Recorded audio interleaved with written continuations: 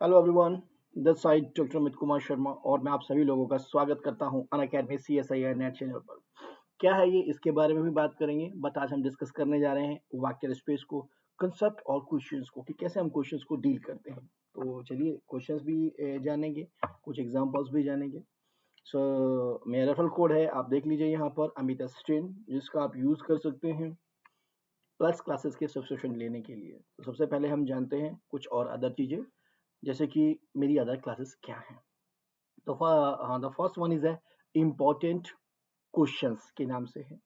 11:30 AM पर होती है, मंडे टू फ्राइडे होती है और प्लेटफॉर्म होता है अनअकैडमी CSIR नेट चैनल। सो आप यहाँ नोटिस कर सकते हैं कि यहाँ पर मैंने मेंशन किया है important question. What it means, यानी कि इस क्लास के अंदर मैं डिस्कस करता हूँ जो CSIR के रिलेटेड क्वेश्चंस हैं, जो कि इम्पोर्टेंट क्वेश्चंस हैं। ठीक है। अनअकैडमी CSIR नेट चैनल क्या है और ये कहाँ मिलेगा? आपको YouTube पे टाइप करना है Unacademy CSIR net, you will get that channel. और इसकी प्लेलिस्ट में जाकर के आप मेरी सारी ओल्ड वीडियोस को एक्सेस कर सकते हैं एक ही प्लेस पर। Okay, that's fine now. तो क्या सर सारी आपकी classes Unacademy CSIR net channel पर भी होती हैं? ये भी एक मन में बात आती है। तो नहीं, ऐसा नहीं है बेटा। मैं प्लस एजुकेटर भी हूँ अनअकैडमी पे, तो वहां पर भी क्लासेस होती हैं, तो उन सब के बारे में भी हम जान लेते हैं।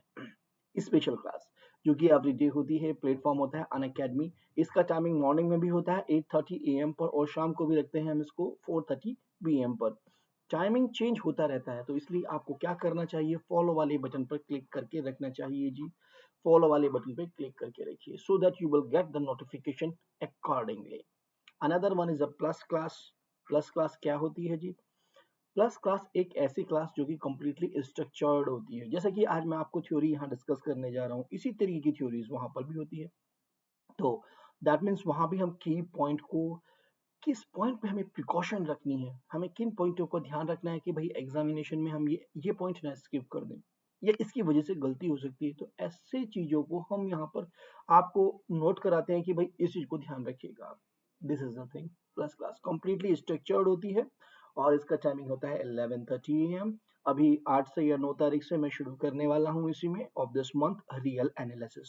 सो आप लोगों को क्या करना चाहिए, रियल एनालिसिस स्टार्ट होने वाली है, तो as soon as possible you have to take the subscription. क्या प्रोसेस है सब्सक्रिप्शन लेने का, चलिए मैं इसके बारे में भी बता देता हूँ आपको। अच्छा, इसके बारे में हमने नहीं बताया कि स्पेशल क्लास में क्या होता है। स्पेशल क्लास में हम क्वेश्चंस की प्रैक्टिस कराते हैं, वेरियस क्वेश्चंस होते हैं और सभी लोग इसको फ्रीली एक्सेस कर सकते हैं। जस्ट आपको अनअकैडमी लर्निंग ऐप को अपने मोबाइल में इंस्टॉल करना है और अपना एक अकाउंट बनाना है उसके ऊपर। ओके ना? तो चलिए जानते हैं अब हम प्लस क्लासेस के सब्सक्रिप्शन को कैसे लिया जाता है। Yes, how to take a subscription. आपको क्या करना होगा, Unacademy learning app. Unacademy learning app को अपने मोबाइल के प्ले स्टोर से इंस्टॉल कर लीजिए, अपने मोबाइल में अकाउंट बनाइए उसके ऊपर, और सबसे पहले जाइएगा नेट एग्जाम कैटेगरी पर, क्लिक कीजिएगा CSIR UGC बटन पे एंड क्लिक कीजिएगा गेट सब्सक्रिप्शन बटन पे and you will reach to this page, जिस पे दिया गया है 1 मंथ, 3 मंथ, 6 मंथ, 12 मंथ और 24 मंथ के सब्सक्रिप्शन की डिटेल। क्या 2100, 5250, 9450, 11550, 16850, इस तरीके की डिटेल। ये हाइक होने वाला है, तो आप as soon as possible subscription ले लें बेटा। प्रोसीड टू पे पे क्लिक करना है। जैसे ही आपने प्रोसीड टू पे पे क्लिक किया तो आप पहुंच जाएंगे। पूछेगा आपसे कि भाई आप नेट बैंकिंग के थ्रू पेमेंट करना चाहते हैं, यानी कि पेमेंट मोड पे पहुंच जाएंगे। लेकिन उससे पहले आपको क्या करना चाहिए, यहाँ पर एक छोटा सा गिफ्ट पैक बना हुआ है, यहाँ आप देखिएगा हैव अ रेफरल कोड, तो आपको यूज करना है, आपको आंसर देना है यस, और रेफरल कोड में लिख देना है अमित स्टेन। अमित एस 10। जैसे ही आपने इसको यूज किया अमित एस 10 को, सो आपको 10% ऑफ मिल जाएगा जी हर एक में। सो यानी कि जो आपका 11,550 है, इस पे भी 10% ऑफ, सारे हर एक सब्सक्रिप्शन पे जो भी आपको 10% ऑफ मिलेगा। So that's a good thing कि 10% तो बचा भाई इस रेफरल कोड को यूज करके। तो प्रोसीड टू पे कीजिएगा and you will reach to this page, जहां पर आपको ये रिड्यूस हो जाएगा। सो दैट मीन्स यहाँ आपको लिखना होगा अमित 10।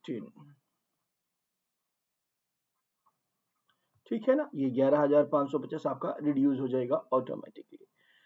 नाउ देन देखिए, जैसे ही आपने क्लिक किया था गेट सब्सक्रिप्शन पे, आप यहाँ उस पेज पे आ गए थे। यहाँ पूछ रहा है आपसे नेट बैंकिंग से, यूपीआई से, वॉलेट से, या फिर आप ईएमआई ऑप्शन ऑप्ट करना चाहते हैं। What ever the things accordingly आप चूज कर लेंगे और उसको पेमेंट को या अपने ऑप्शंस को मोड को ऑप्ट कर लेंगे, ठीक है ना। और आपका सब्सक्रिप्शन आपको मिल जाएगा प्लस क्लासेस के लिए।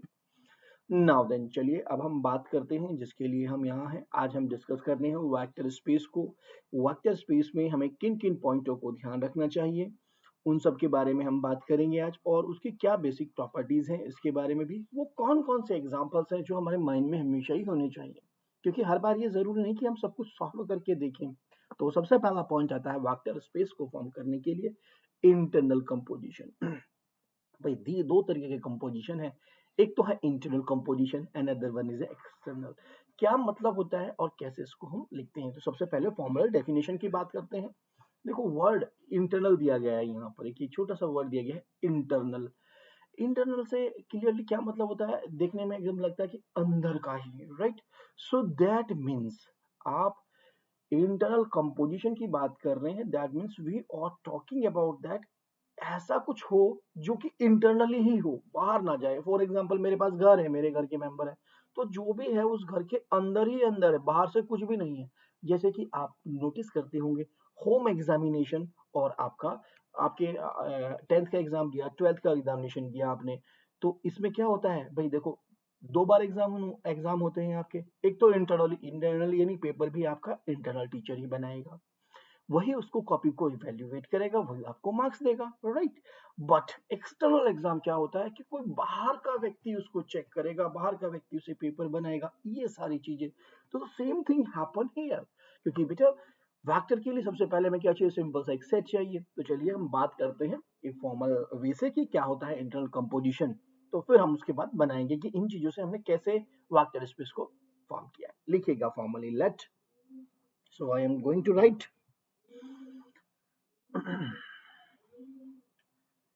let A be a set obviously non-empty.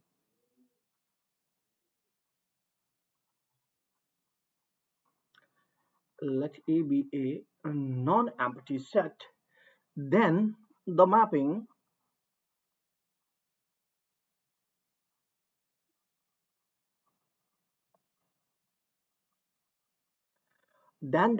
F from A cross A to A. Notice कीजिएगा यहाँ आपका रिमार्केबल पॉइंट है, क्या है भाई, ए क्रॉस ए जो भी मैंने सेट लिया है उसका उसी के साथ कार्टेशियन प्रोडक्ट, और जो रेंज सेट में आ रहा है वो उसी सेट के मेंबर्स होने चाहिए। एक ऐसा रूल मैंने लिया है, that means I am taking a such a mapping. So mapping is a nothing, that is just a rule by which we assign all element of a domain uniquely to the element of a codomain. Right now, mapping is said to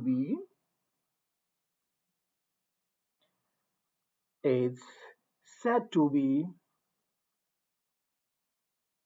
internal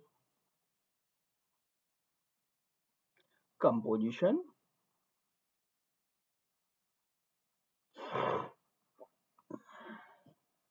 और इसको एक और भी vector भी बोल देते हैं, vector और known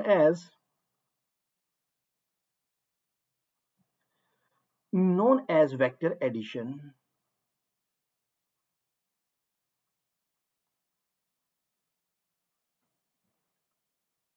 This is called the mapping from A cross A to is said to be internal composition, और क्या कहते हैं इसको, वेक्टर एडिशन भी बोल देते हैं कभी कभी हम जो है इसको लैंग्वेज में। This is called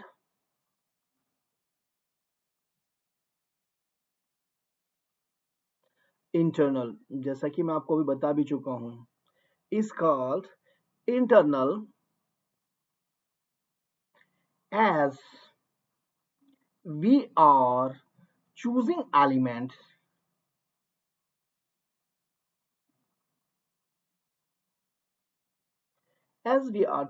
elements from A cross A,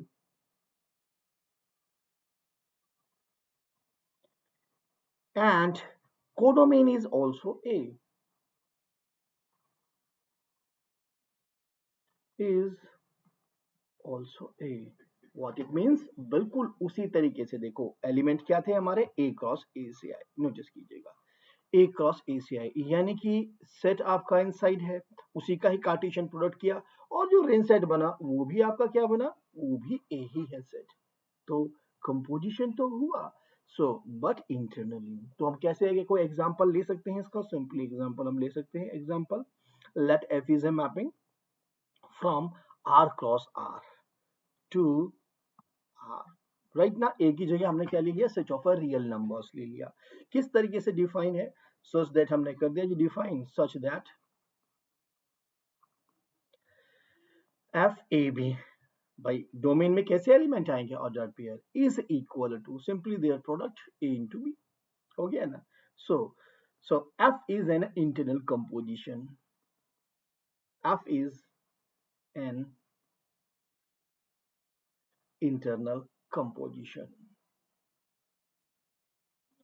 तो आपने क्या क्या चीजों पे फोकस किया बेटा, यहाँ पर देखो, एक नॉन एम्प्टी सेट लेते हैं हम, इस रूल को जो भी मैंने ए एफ डिफाइन किया है, ए क्रॉस ए टे ए, उसी सेट का उसी के साथ कार्टेशियन प्रोडक्ट ए पर गया, इसको हम बोलते हैं इंटरनल। और किसको बोला था, इस मैपिंग, इस रूल को, इस नियम को। तो ये जरूरी नहीं है, बहुत सारी बुक एफ नहीं लिखती इसको, कुछ सारी बुक, बहुत सारी बुक स्टार लिख देती है, ठीक है, because this is simply operation. तो क्या आप ऑपरेशन लगा रहे हैं, no matter, that is a thing. तो जैसे कि हमने यहाँ लिखा है F of A B is equal to this, that is nothing, you can write F star B is equal to A dot B, ठीक है ना।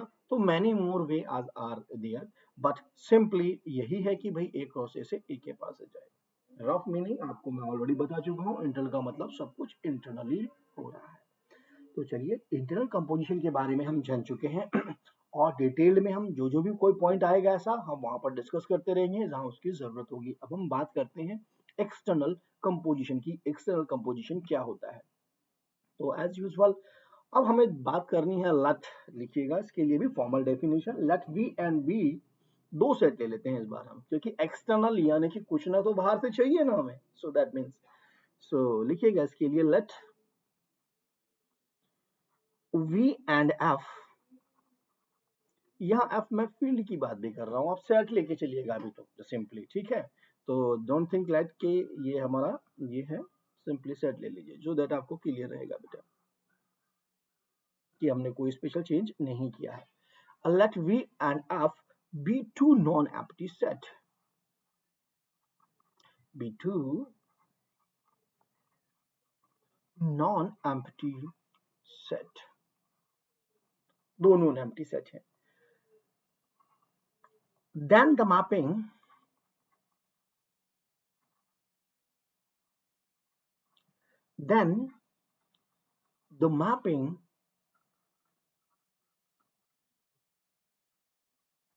F, मैं पहले बता चुका हूँ, F की जगह आप ऑपरेशन भी ले सकते हैं, स्टार भी ले सकते हैं। किस तरीके से F, such that V cross F to V, what happened, notice कीजिए, इस बार वापस प्रिकॉशनेबल पॉइंट पाइए, यहाँ V क्रॉस V नहीं रहा, राइट, V क्रॉस F आ गया। सो यानी कि जो आप यहाँ क्रॉस प्रोडक्ट लगा रहे हो, कार्टेशियन प्रोडक्ट लगा रहे हो, एक तो आपके पास ये V सेट हो गया, एक दूसरा सेट हो गया F सेट, ठीक है ना। So this is the thing, so then the mapping F V cross F to V किस पे गई है, लेकिन V के पास गई है। तो ये स्टैंडर्ड नोटेशन ली है, अभी तो मैंने सिर्फ नॉन एम्प्टी सेट बोल रहा हूँ, जब हम वेक्टर स्पेस में जाएंगे हम इसको फॉर्म करेंगे कि ये दोनों यूज किए, तो V will be the set of vectors, F will be the element of the field. So F के जो एलिमेंट होंगे वो फील्ड होंगे, यहाँ यानी कि F फील्ड होगा, ये वेक्टर होगा आपके पास, ठीक है ना। So this will be the thing, ये हमारे पास मैपिंग किसके ऊपर चली गई, V के पास चली जाती है। Is said to be, is said to be external composition,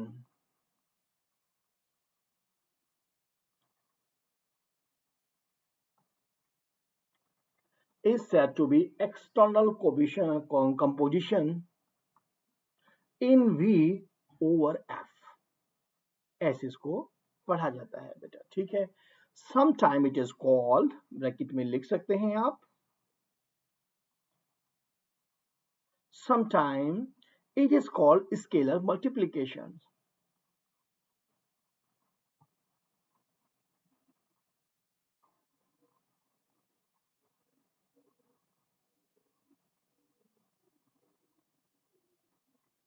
sometime it is called scalar multiplication. Notice कीजिए what exactly you have done. भाई हमारे पास एक सिंपली ये था, हमने कहा this is the vector that is a word of field F हमने ले लिया। हमने कहा कि इसका कोई एलिमेंट लेते हैं, हमने एक स्मॉल ए ले लिया, यहां से हमने अल्फा ले लिया, इन दोनों का कार्टेशियन प्रोडक्ट किया, what we are getting, simply जैसे कार्टेशियन प्रोडक्ट किया इन दोनों का हमने, we are getting a alpha, but this is the member of the vector space V का। सो यहां सिंपली, और अगर रफ में बात करूं आपसे, यानी कि two different element from distinct set and by some rules ये element will is the single set okay. so यहाँ पर आप कह सकते हैं एक्सटर्नल कंपोजिशन का मीनिंग, अगर हम रफ बात और उसको अंडरस्टैंड करने की कोशिश करते हैं, भाई इंटरनल में तो एग्जामिनेशन सारे आपका जो है, कहा जाए कि भाई इंटरनल एग्जाम हो रहा है जो वर्ड यूज किया, और एक्सटर्नल यानी कि फाइनल एग्जाम जो हो रहा है, तो उसमें एग्जामिनर बाहर से आ रहा है, पेपर उसके चेक हो रहे हैं, ये सारी चीजें यहाँ पे इंक्लूड कर सकते हैं, ठीक है ना।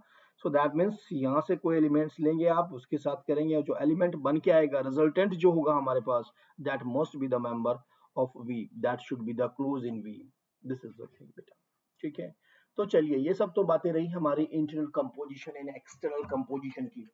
अब हम बात करते हैं अपने वेक्टर स्पेस की, और वेक्टर स्पेस में क्या रोलमेंट है। So but before going to this, I will check that कि our software is working properly और not. So let us see that.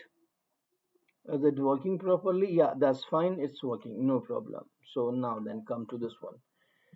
तो चलिए जी, अब हम बात कर लेते हैं अपने वेक्टर स्पेस की, कि वेक्टर स्पेस हमारा कैसे बनता है और क्या क्या प्रॉपर्टीज हैं जो हमें ध्यान रखनी चाहिए। सो चलिए थोड़ा फॉर्मली लिख लेते हैं।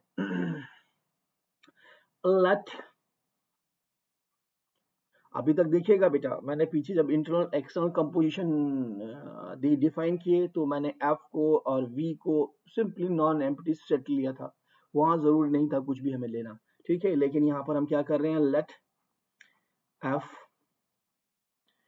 देखिए दो बाइनरी ऑपरेशन ले लिए मैंने, एक को एडिशन और एक को मल्टीप्लीकेशन डॉट डिफाइन कर दिया है, बी फील्ड, ओके। तो ऐसे एफ नहीं लिखना चाहिए, सिंपली एफ लिख सकते हैं हम इसको, बिकॉज यहाँ हमने सेट ही लिया हुआ है, set with this two binary operation forming a field. So this is a structure, okay. The element of F called the scalar,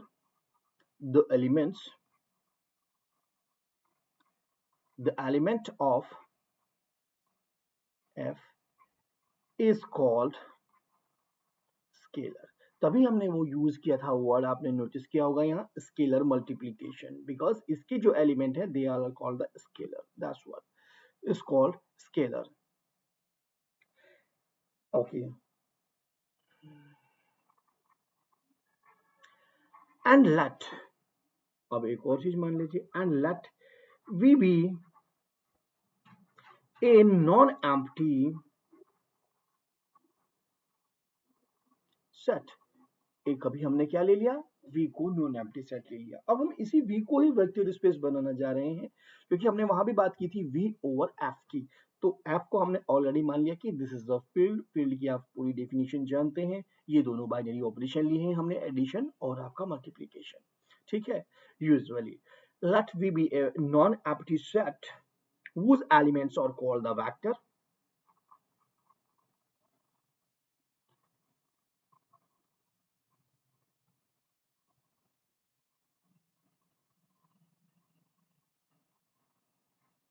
ये कुछ फॉर्मल टर्म्स हैं जो हमें ध्यान रखने चाहिए। Then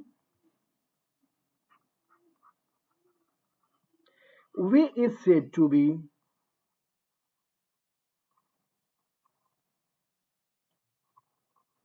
vector space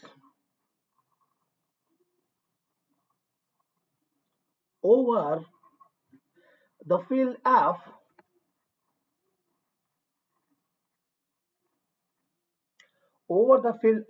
if the following postulate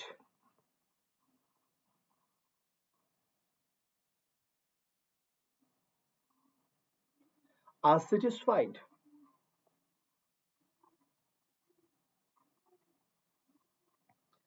under जो binary operation लिए हैं आपने अंडर वेक्टर एडिशन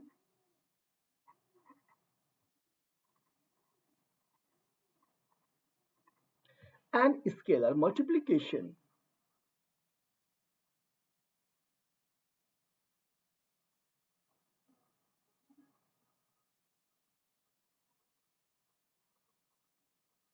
क्या है भाई, देखो ये तो थी थ्योरी जो हमें बस मालूम होनी चाहिए, क्योंकि बहुत बार इन टर्म्स को अगर हमें नहीं मालूम है तो थोड़ा डिफिकल्ट हो जाता है बहुत सारी चीज़ों को समझ पाना। बट वो क्या क्या है और किस किस पॉइंटों को हमें ध्यान रखना होता है, चलिए उनके बारे में भी हम बात कर लेते हैं। तो सबसे पहले मैं बात करूंगा, मैं यहाँ डिटेल में नहीं जाने वाला बट पॉइंटों को आपको बताता रहूंगा। जो ये सेट वी है, हमने दो बाइनरी ऑपरेशन लिए हैं, तो हमने कहा कि under addition first binary operation के रिस्पेक्ट में should be the abelian group is an abelian group। abelian group क्या है? एफ फील्ड लिया था, वी एक नॉन एम्प्टी सेट लिया था, वी के एलिमेंट को वेक्टर्स और फील्ड के एलिमेंट्स को स्केलर बोला गया, और ये कुछ पोस्टुलेट को सेटिस्फाई करते हैं। और पहला पोस्टुलेट क्या है हमारा, कहता है वेक्टर वी जो है under addition is an abelian group. पहले बात तो ये, सो अबेलियन ग्रुप यानी कि क्लोजनेस है अंडर एडिशंस आपके पास, ठीक है, एसोसिएटिव है, एग्जिस्टेंस ऑफ आइडेंटिटी है, इनवर्स है, और अबेलियन का मतलब A B is equal to B A वाली प्रॉपर्टी भी इसमें सेटिस्फाइड है। मैं एज्यूम ये करके चल रहा हूँ क्योंकि ऑलरेडी मैं ग्रुप थ्योरी के लेक्चर्स आप लोगों के ले चुका हूँ। सो आप लोग जो है इस चीज को जानते हैं, एंड बहुत ही सिंपल टर्म्स है कि कब ग्रुप अबेलियन हो जाता है, राइट ना।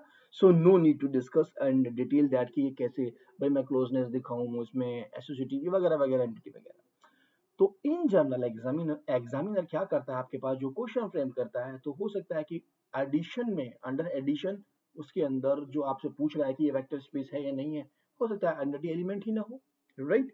So this point we have to be keep in our mind कि क्या भाई आइडेंटिटी है अंडर एडिशन इसके अंदर, क्योंकि वो ग्रुप फॉर्म किया हुआ है, राइट ना। सो ये टर्म ध्यान रखने होते हैं बेटा। ओके, क्या इसमें इनवर्स है एलिमेंट का, तो ऐसी बातें जरूरी हो जाती हैं। तो जर्नली मैंने देखा है कि जो भी क्वेश्चन आता है आपके पास वो पूछता है कि ये वेक्टर स्पेस है या नहीं है, तो उसमें आइडेंटिटी एलिमेंट जरूर कोई ना कोई ऑप्शन में फेल हो रहा होता है, तो इसलिए जरूर ध्यान रखिएगा, इसमें से सिर्फ यही जानना हमें जरूरी होता है। So this is a precautionable point. Second thing,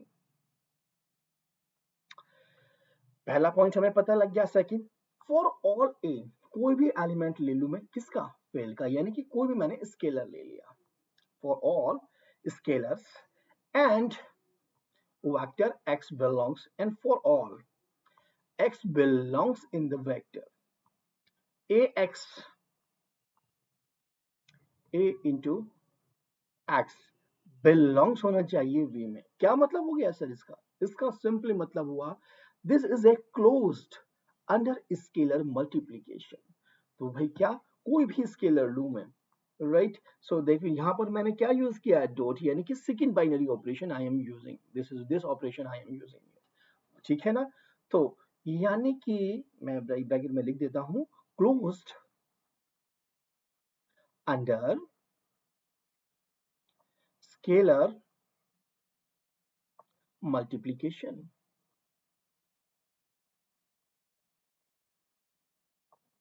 close होना चाहिए जी अंडर स्केलर मल्टीप्लीकेशन, ये भी इंपॉर्टेंट पॉइंट है बेटा, ठीक है ना। सो बहुत बार ये भी फेल हो जाता है, बट देखा गया है कि जब क्वेश्चंस में बहुत ज्यादा सिचुएशन ऐसी हो ना कि क्लियरली डायरेक्टली, जैसे कि इसमें मैंने आपको बताया आइडेंटिटी, ऐसे कुछ और भी टर्म्स आएंगे वो नहीं मिल रहे हैं, तब लास्ट में इसको देखना होता है, क्योंकि ये एक तरीके की एम्बिगुलिटी देता है दो दो सिचुएशन में कि इसको देखें ना देखें। तो दिस पॉइंट्स एग्जांपल से और भी क्लियर होगा ये वाला पॉइंट आपको, ठीक है। तो सिंपली आप ध्यान रखिएगा। चलिए थर्ड पॉइंट पे हम मूव करते हैं। A that means I am talking about the scalars, right. X plus Y यानी कि एक्स और वाई दोनों क्या, वेक्टर। ब्रैकेट में हमने लिखी A X that is a linearly distribute, यानी कि A X plus A Y for all a belongs in the field and xy belongs in the vector, ठीक है ना।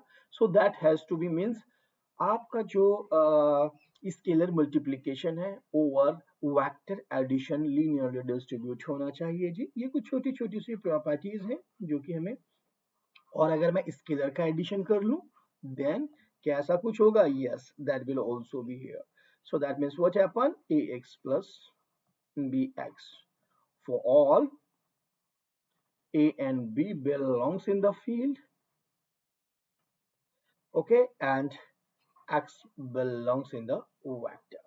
हम बात करते हैं फिफ्थ की, सिंपली आपका multiplications of the scalars over the क्या, हम बात कर रहे हैं यहाँ पर वेक्टर्स की, that is also simply distributed a dot bx। यहाँ जो भी लिखा जा रहा है ये ऑपरेशंस का सब कुछ है बेटा, सब ऑपरेशंस पे डिपेंड कर रहा है, ठीक है। The same thing this is here. Now then but the important one is this one, क्या जो लिखा जाता है यहाँ पर 1 into x is equal to x for all x belongs in the vector space, and 1 क्या है, 1 is the unity of field। so 1 जो आपका belongs करता है, this is a 1 is unity of the field f। so यहाँ कुछ note लिख लीजिएगा आप, what is that first, this element one, ये भी बहुत बार फेल होता है बेटा, ध्यान रखिएगा हमेशा, ये जरूरी नहीं है कि वन ही यूनिटी हो, दो चीजें होती हैं, एक यूनिटी एक होता है ये यूनिट, तो दोनों दोनों डिफरेंट होते हैं बेटा। एक ऐसे एलिमेंट जिसका मल्टीप्लिकेटिव इनवर्स एग्जिस्ट करता है उसे तो हम यूनिट बोलते हैं, लेकिन यूनिटी का मतलब है आपने एलिमेंट की मल्टीप्लाई करी और वही एलिमेंट ऑब्टेन हो जाए। देखो यहाँ पर हुआ ना, एक ऐसे एलिमेंट जिसके साथ कोई भी एलिमेंट की मल्टीप्लाई, कोई भी वेक्टर की मल्टीप्लाई कर रहे हो, द सेम वेक्टर ऑब्टेन, तो ऐसे एलिमेंट को बोलते हैं unity, right. So that means one is the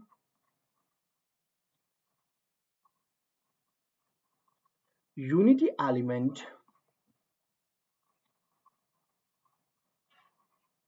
of the field f, पहला point. Second, zero is the, zero cap लिखा है, zero is the zero element of the vector v,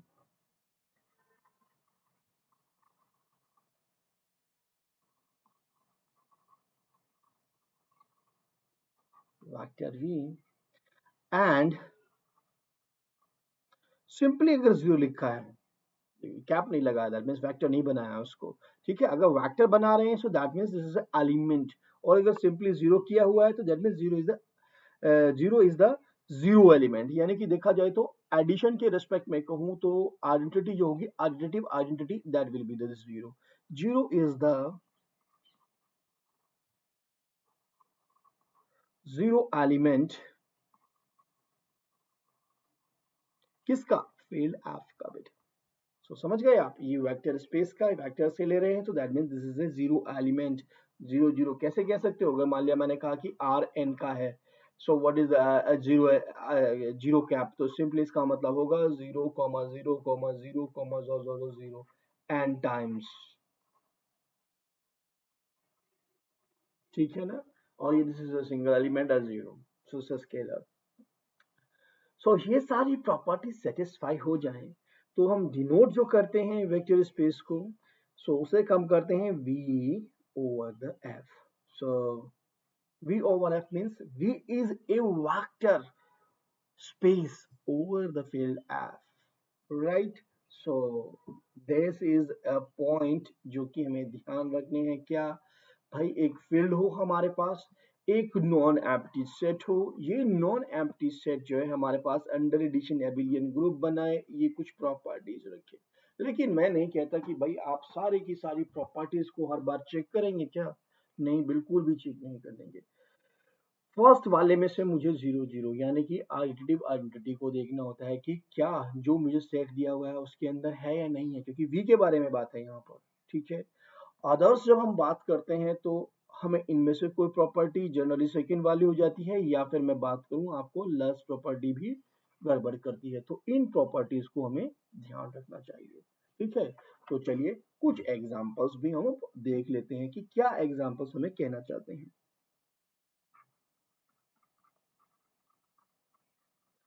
सो मैं आपको यहाँ पर 4 से 5 एग्जांपल बताऊंगा। बेटा एग्जांपल का कोई एंड नहीं होता है, कितनी भी एंड, लेकिन मैं आपको जनरल बात बताऊंगा, जनरल एग्जांपल बताऊंगा जिसका आप सब जगह अप्लाई कर सकते हो। एग्जामिनर आपको यही 4-5 पे ही फोकस करता है। यही जो 3-4 एग्जांपल मैं डिस्कस करने वाला हूँ ना, ये जर्नल फॉर्म है, तो उन जर्नल फॉर्म को हमें ध्यान रखना है। मैं समझाऊंगा आपको। चलिए पहले फॉर्मली हम लिख ले लेते हैं इसको। Let F be, let F, so ये एफ के साथ ये ऐसे डंडा खींच देना, that is a field denote. Let F be an arbitrary, let f be an arbitrary field, then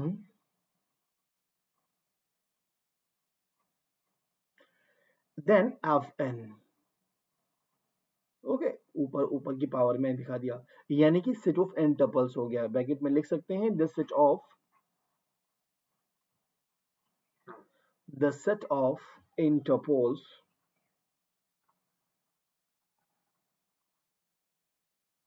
किसका, of elements of f,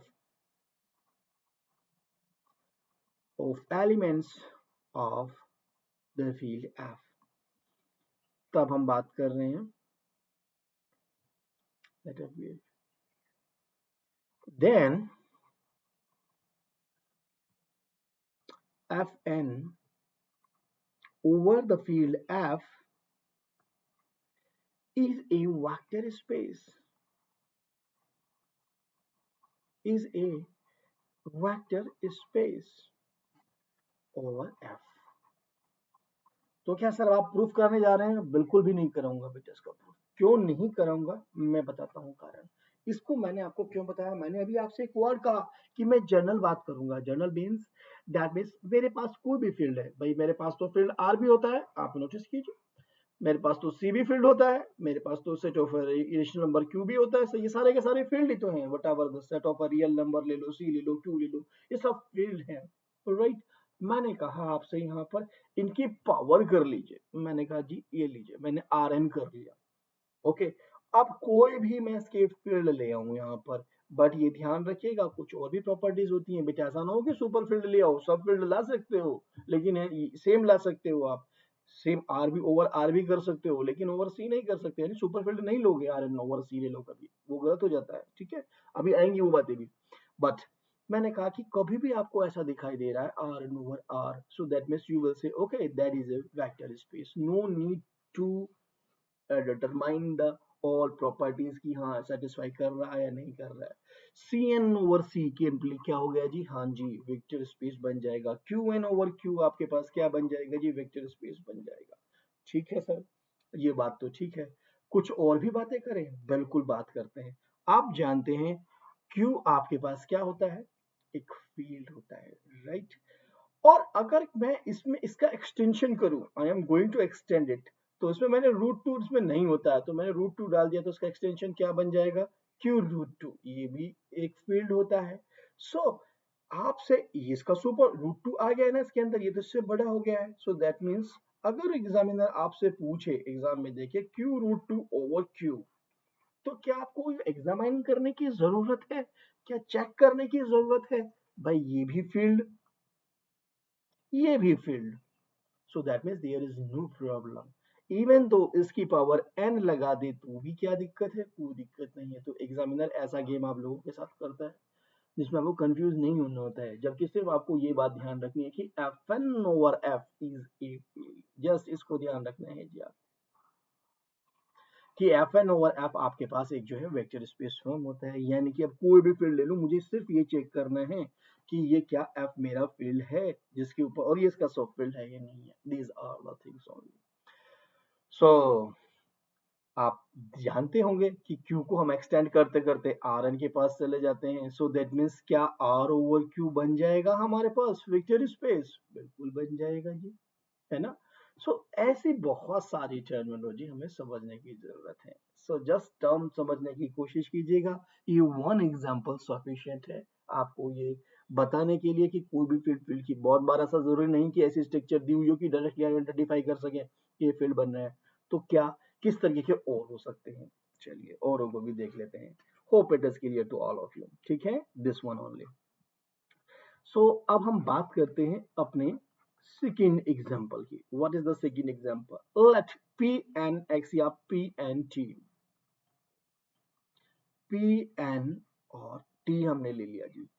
N का मतलब होता है, देखो पी का मतलब है पॉलिनोमियल, एन का मतलब है डिग्री, और किसके टर्म में, टी का मतलब होता है वो किसके टर्म में, टी के या एक्स के, या जो अंदर लिखा हुआ है ना, यहाँ एक्स लिख दूंगा तो एक्स के टर्म में होगा, और पी का मतलब पॉलिनोमियल बोला है, डिग्री कितना एन का है, तो ये आप ध्यान लिखेगा। Let P N T denote the set, remember I am talking about the set, एक ऐसा set, okay. Let P N T denote the set of all polynomial, सभी polynomial of all polynomial,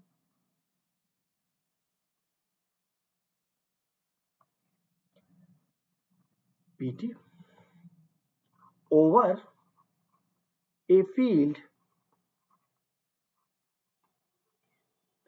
over a field f, कोई भी field आपको दिया हुआ है, where degree of polynomial is,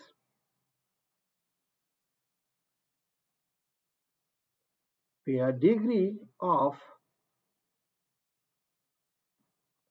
polynomial is less than or equal to n,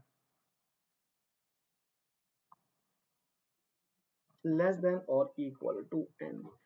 that means आपके पास polynomial का मतलब तो आप समझ ही रहे होंगे, दैट मीन्स टी में लिया है मैंने, तो मैं पीटी को क्या मतलब हुआ, देयर इज अ पीटी क्या है आपके पास, पीटी आपके पास हो गया जी A not plus A one T plus A two T square plus dot dot dot dot plus A N T की power N, A N is not equal to 0।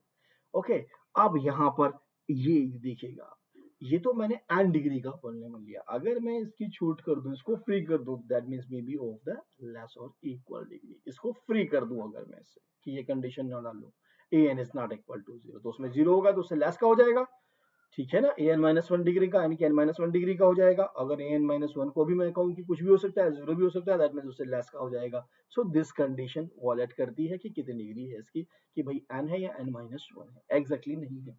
तो यानी कि मैं कहूँ सिंपली ये क्या बन गया जी, P N T is nothing, इसमें आपके पास कांस्टेंट टर्म भी पड़ा हुआ है, वो सॉरी आपके पास, हाँ कांस्टेंट टर्म पड़ा हुआ है, वन डिग्री का पॉलिनोमियल भी पड़ा हुआ है आपके पास, वन प्लस कोई टी भी पड़ा हुआ है, वन प्लस टी स्क्वायर भी पड़ा हुआ है। इनके कोफिशिएंट को नहीं रख रहा हूं मैं, रख सकते हैं आप ए बी सी कुछ भी लगा सकते हैं, ठीक है ना। So these are the things, ये पड़ा हुआ है जी, वन हो सकता है सिंपली मैं कहूँ कि T cube. So any all the combination जितने पॉसिबल थे टिल एन डिग्री आपके पास सारे इसके अंदर हैं। ये सिंपल लास्ट वाला आप लिख लेते हैं, dot dot dot dot dot A N T की power N, N is not equal to, A N is not equal to 0। So सब के सब मैं जितने पॉसिबल थे उसके अंदर वो ले लिए मैंने। सो एन डिग्री का भी आ सकता है और उससे छोटे सारे के सारे आ सकते हैं जी इसके अंदर। एक ऐसा पॉलिनोमियल का सेट लिया, हम वी भी तो सेट लेते थे, यानी कि वी हमारा इस बार क्या बन गया जी, ये एक बन गया है, और किसके ऊपर है, ओवर द फील्ड एफ है, तो this is forming a P N T over the field F, forming a vector space. So this forming a vector space, but be careful about that, यहाँ लिखा हुआ है less than or equal to n, अगर कहीं पे भी condition आ जाए strictly इतनी की भाई नहीं इतने ही है, कि कहा कि 5 डिग्री का ही पॉलिनोमियल है, तो क्या वेक्टर स्पेस बनाएगा, तो नहीं आप ये बातें करेंगे। आपको ध्यान रखना है लेस और इक्वल के लिए बनाया है, तो एग्जामिनर ऐसे केस में जब हमारे पास पॉलिनोमियल हो, यहाँ इसने कोई बात नहीं कर रहे हैं ना फील्ड वगैरह की कि वी आपके पास क्या है, so that means no, but यहाँ पर हमें इसने ये बात की है कि degree should be less than और इक्वल टू एन, इसमें सारे पॉलिनोमियल आ गए हैं सभी डिग्री के लेस और इक्वल टू एन के, अगर फिक्स करेंगे तो वो नहीं बनता है, आप एग्जाम्पल्स पे आगे देखेंगे इन चीजों को। सो ये प्रिकॉशनेबल पॉइंट है यहाँ पर कि लेस देन और इक्वल टू एन के लिए बात की गई है, ठीक है। पहला एग्जांपल हमारा field over F N over F, ठीक है, हमारा वेक्टर स्पेस बनता है। दूसरा सिंपली हमारे पास क्या हो गया है जी, हम अगर पॉलिनॉमियल ले लें डिग्री लेस और इक्वल टू n के over the field f, that's form a vector space. ठीक है, now then come to the next example, what is that. चलिए जी, क्योंकि हम जान चुके हैं काफी कुछ, एक और एग्जांपल ले लेते हैं। अब ले लेते हैं मैट्रिक्स का। ठीक है, मैट्रिक्स स्पेस भी बोला जाता है और मैट्रिक्स के लिए मैट्रिक्स वेक्टर स्पेस भी बोल दिया जाता है इसको, मैट्रिक्स स्पेसेस। ओके, m और m क्रॉस n, ठीक है ना जी, n क्रॉस n, ठीक है। सो the set of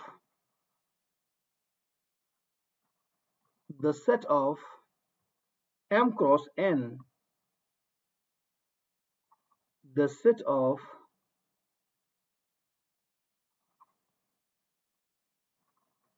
m cross n matrices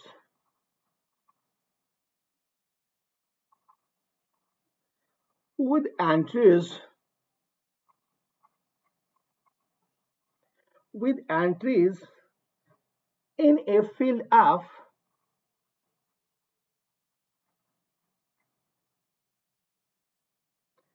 then इसको ऐसे भी लिख देते हैं, m कॉमा n भी लिख देते हैं बहुत सारे, इज ए वेक्टर स्पेस। कैसे डिनोट होता है भाई, m आपके पास m cross n over the f is a vector space. क्या मतलब हुआ सर इसका, देखो बेटा इसके अंदर इसने सिंपली ये लिख दिया है, आपके पास मैं सिंपली लिख रहा हूं उसको mf। यहां कैसी भी नेचर की मैट्रिक्स आ सकती है, क्या मतलब कैसे, हो सकता है कि ये मैट्रिक्स मेरी डायगोनल मैट्रिक्स हो सकता है ये मैट्रिक्स मेरी स्केलर मैट्रिक्स हो सकता है ये हर्मिशियन मैट्रिक्स हो, उसकी वर्मिशियन मैट्रिक्स हो, किसी भी टाइप की मैट्रिक्स हो, इसने कोई कंडीशन अभी नहीं डाली है आपके ऊपर। यानी कि मैं कोई भी मैट्रिक्स ले लूं तो मुझे क्या देखना होगा, मुझे ये देखना होगा कि they are forming the vector space. But अगर उसने कोई कंडीशन दी है साथ में तो उस कंडीशंस को ही वेरीफाई करना होगा, क्योंकि इसको कोई प्रॉब्लम नहीं है, एम क्रॉस एन मैट्रिसेस को कोई बिठा लूंगा, सबका बात की है the set of M cross N matrices with all entries in the field. तो यानी कि यहाँ तो है सारी, कोई भी हो सकती है। अब कोई वेक्टर स्पेस जो आपको आप एग्जामिनर पूछेगा आपसे, कोई पर्टिकुलर टाइप की पूछेगा, कह देगा क्या इसमें से ये जो सेट है ये सिर्फ और सिर्फ सिमेट्रिक मैट्रिक्स का सेट है, तब बताइए ये स्पेस बनेगा, वेक्टर स्पेस बनेगा या नहीं बनेगा। तो इन पॉइंटों पे फोकस किया जाता है। भाई सारी अगर सब रखी हुई हैं, इनकी नेचर कुछ भी हो सकती है, हर तरह की, मतलब मैंने इसका स्केलर भी ले ली, डायगोनल भी ले ली, रियल सिमेट्रिक मैट्रिक्स भी ले ली, आपकी हर्मिशियन ऑर्थोगोनल यूनिटरी सारी मैट्रिसेस ले ली, तो definitely that will forming a vector space. But अब एग्जामिनर क्या करेगा, उसमें से कुछ पर्टिकुलर निकालेगा कि ठीक है भाई यूनिट मॉडुलस वाले निकाल लीजिए और बताइए क्या वेक्टर स्पेस फॉर्म करेंगे या नहीं करेंगे। Then we have to be think about that on this conditions only, ठीक है ना। हावर बनाती हैं कोई दिक्कत नहीं आ रही है, आपको पता भी लगेगा क्योंकि आप इनकी तो डायमेंशन की इन सब बातें कर लेते हैं।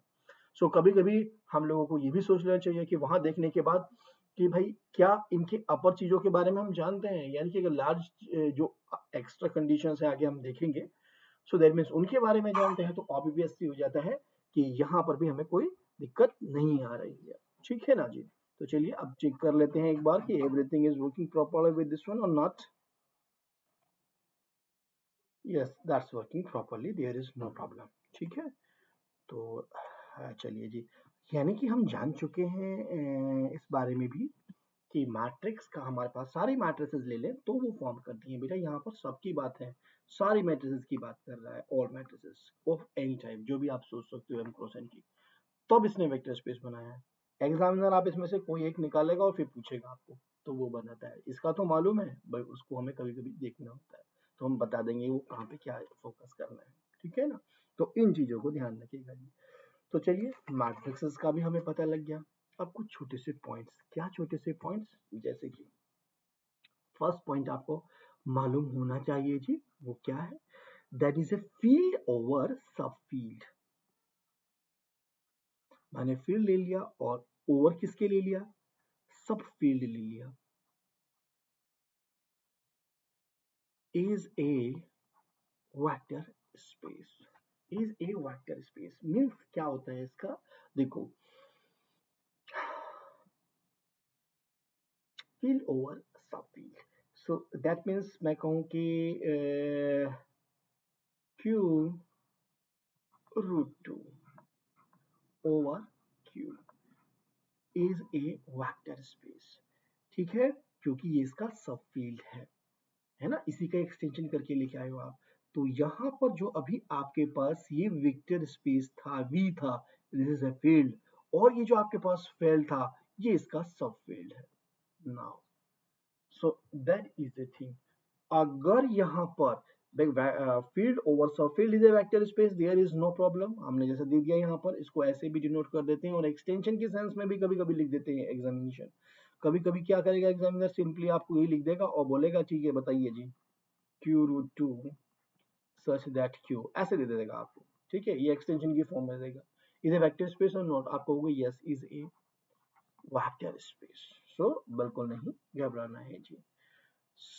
और क्या हो सकते हैं, C complex set of complex number over Q is a vector space, C over R set of real number is a vector space. ये सारे वो पॉइंट्स हैं जो सिंपली हमें पता ही होने चाहिए बेटा, इनको हमें वहां एग्जाम में, क्योंकि हम सब्जेक्टिव पेपर नहीं कर रहे हैं कि इनको देखें, हम कर रहे हैं MCQ objective paper, so that means we have to know this things, ऐसा होता है भाई, होता है राइट। बट जब हम एग्जाम क्वेश्चन को टेकल करें तो उसके की पॉइंट्स को पकड़ के रखें, हमें क्या चेक करना है। अब मैंने आपको बता दिया मैट्रिक्स का, मैट्रिक्स में जो गिवन कंडीशन होगी उसको चेक करना, कुछ भी चेक नहीं करना होता, आपको पता है राइट। सो दैट मीन्स आपके पास कोई पॉलिनोमियल आ गया, तो पॉलिनोमियल में क्या कंडीशन दी गई, वो लेस और इक्वल वाली दी हुई है, तो वो है या नहीं है, that means we have to be focus this one. So these are the points जो हमें देखने होते हैं जी, ठीक है।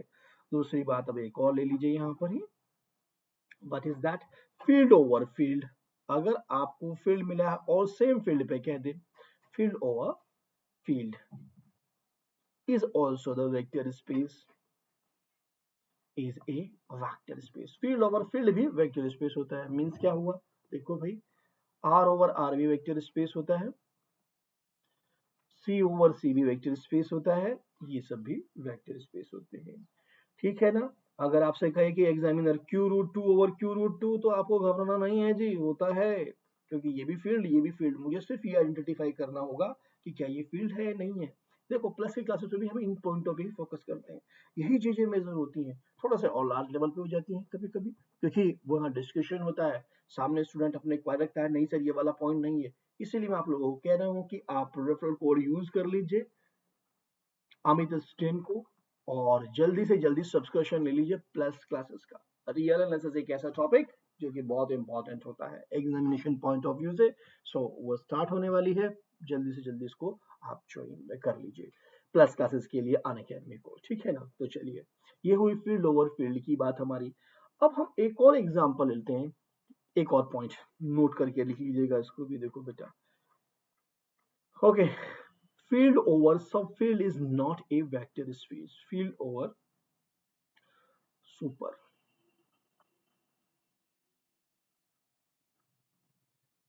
is not a vector space। क्या मतलब है सर वेक्टर सुपर फील्ड का, दैट मीन्स आर आप ले लें फील्ड है, और ओवर सी ले लें, ठीक है ना, सो that is not a vector space, not vector space.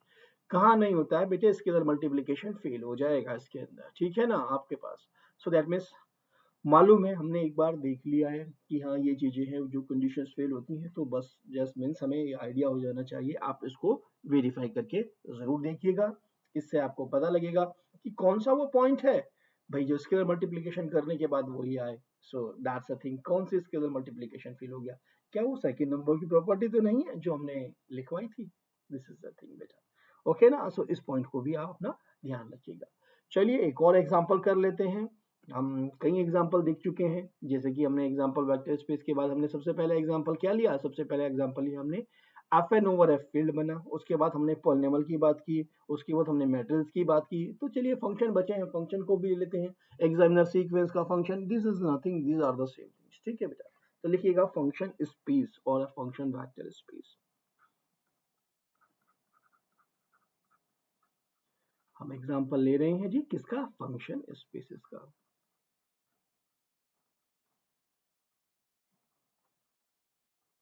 Function space or function spaces, right?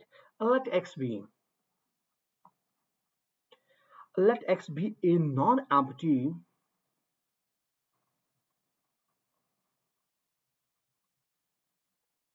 non-empty set, and f be an arbitrary field. Arbitrary field. Let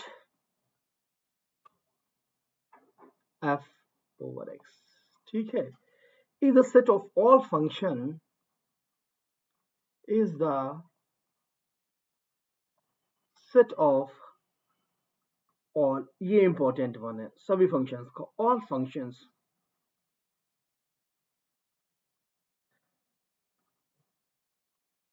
of x into f, then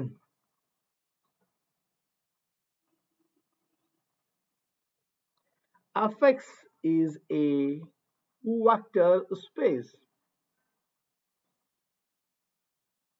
is a vector space means आप समझने की चीजें, भाई domain क्या रख दिया इसने, x, capital X, arbitrary non-empty set, okay. Codomain is what, codomain is a field, this one f, okay. There is some rule, हमने क्या लगाया f, so we are getting here fx, और जो हमने कैपिटल एफ एक्स बनाया है वो क्या है हमारे पास, that is nothing collection of all those functions. So सारे फंक्शंस आ गए, चाहे वो इवन फंक्शन हो, चाहे वो ऑड फंक्शन हो, वो कैसा भी फंक्शन हो, ठीक है, ट्रिग्नोमेट्री फंक्शंस, आपके पास रेशनल फंक्शन हो, इरेशनल फंक्शंस हो, कैसे भी फंक्शंस हो, सारे फंक्शंस इसके अंदर आ गए जी, सेट के अंदर आपके पास, राइट ना। तो तब हमने कहा कि जो ये सेट बना है that is forming A vector space over the field F, right. अब एग्जामिनर आपके साथ क्या करता है, कहेगा कि भाई ठीक है, इवन फंक्शंस निकाल लीजिए, बताइए क्या वो वेक्टर स्पेस बनेगा, और फंक्शन निकाल लीजिए जी क्या वो फंक्शन बनेगा। सो यानी कि इसका कोई सबसेट लेता है और उस पे कंडीशन इंपोज करके आपसे वो पूछता है एग्जामिनर। सो कभी कभी हम यहाँ कंफ्यूज होते हैं कि अरे इस पे क्या देखें क्या देखें, बस उस कंडीशन पे फोकस कर रहे हैं जो उसने हमें दी गई है और जो उसने हमें पूछी है। अगर हम ऐसा कर पा रहे हैं ना तो कोई भी नहीं रोक सकता, हम इजीली वो सारे के सारे क्वेश्चंस हम डील कर सकते हैं। तो चलिए आज हमने डिस्कस कर लिया है काफी सारा, अब हमारा जो पॉइंट बचता है वो सब स्पेस बचे हैं। मैं इसके एक दो एग्जांपल्स आपको और बताऊंगा, या टेबल फॉर्म में हम आपको दे सकते हैं, इनको बहुत सारे होते हैं बेटा, आप टेबल बना सकते हो अपनी एक छोटी सी, राइट, उस टेबल में लिख सकते हो। देखो भाई आर हो गया, क्यू हो गया, सी हो गया, Q√2 हो गया, मतलब ये ऐसे सारे किस फील्ड के ऊपर होते हैं और किसके, जिस पे नहीं है उसको भी ध्यान रखिएगा, सुपर फील्ड पे नहीं होते हैं। बट आप कहो कि मैं सारे एग्जांपल्स को ऐसे याद रख लूं, ऐसे कुछ भी याद नहीं होने वाला है, याद होते हैं कुछ पर्टिकुलर, और जो मैंने आपको चार बताए हैं ना इन्हीं के बेस पे ही एग्जामिनर क्वेश्चन बनाता है। These four all are the major examples, ये जनरलाइज एग्जांपल हैं, इन्हीं का ही सबसेट उठाएगा, उस पर कंडीशन लगा करके एग्जामिनर आपको देने वाला है, ठीक है ना। सो इससे वहां अप्रोच करना हम सीखेंगे और फिर सब स्पेसिफिक क्वेश्चंस को डील करेंगे, ठीक है ना। सो चलिए आज के लिए इतना ही, बट आप जल्दी जल्दी से सब्सक्रिप्शन ले लीजिए सो दैट आप जो है अपना रियल का एनालिसिस का कोर्स जो है शुरू से जान सकें, आपका किसी भी तरीके का लॉस ना हो। आप थे अनअकैडमी CSIN चैनल पर, मेरी वीडियो को लाइक कीजिए, शेयर कीजिए, और अनअकैडमी पे अकाउंट बना करके फॉलो वाले बटन पर क्लिक करके रखिए, जिससे कि आपको स्पेशल क्लासेस मिलती रहें। बेटा स्पेशल क्लासेस तभी मिल सकती हैं जब आप जो है फॉलो वाले बटन पर क्लिक करके रखेंगे, सो दैट आपको नोटिफिकेशन मिलेगा। टाइमिंग चेंज करता रहता हूँ, that's a problem. Okay okay, चलिए, thanks for watching the video. Okay then.